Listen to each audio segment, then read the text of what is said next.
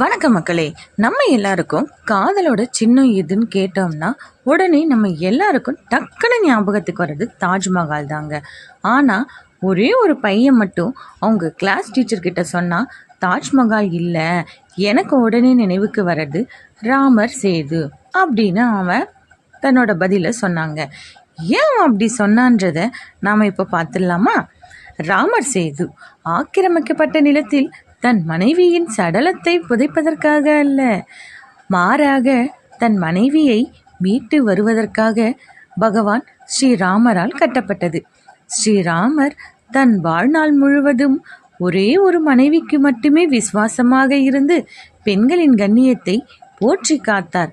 ஆனால் ஷாஜகானுக்கோ பல மனைவியரும் துணைவியரும் அடிமை பெண்களும் இருந்தனர். ராமர் சேதுவானது ஸ்ரீராமரின் படையிலிருந்து வீரர்களால் கட்டப்பட்டது.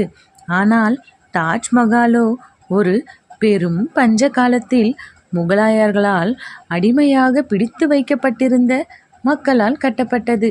அந்த ராமர் சேது பாலத்தை கட்டியவர்களுக்கு ஸ்ரீராமர் முழுமையான மரியாதையை அளித்தார்.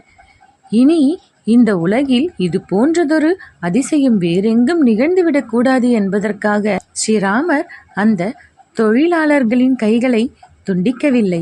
இதை கேட்டு எல்லாருமே அப்படியே ஆச்சரியத்தில் ஸ்டன் ஆயிட்டாங்க. என்னையும் சேர்த்துதாங்க.